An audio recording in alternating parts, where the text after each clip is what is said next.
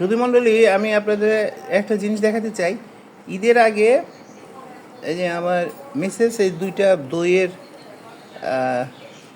ভাণ্ড নিয়ে আসে গেট থেকে, যে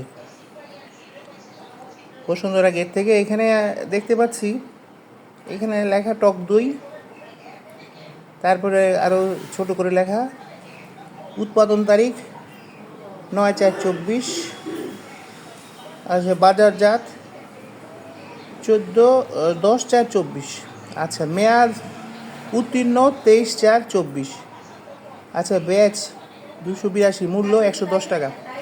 তো এই দইটা আজকে হলো 20 তারিখ শুরু হয়েছে, এই অবস্থা।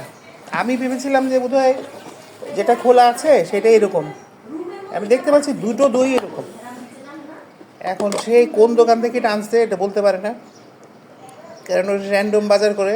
আমি ওরা সবসময় না বলি যে এই সমস্ত আলতু ফালতু আজে বাজে দোকান থেকে এগুলো আনবে না, কিন্তু সে এগুলো নিয়ে আসছে।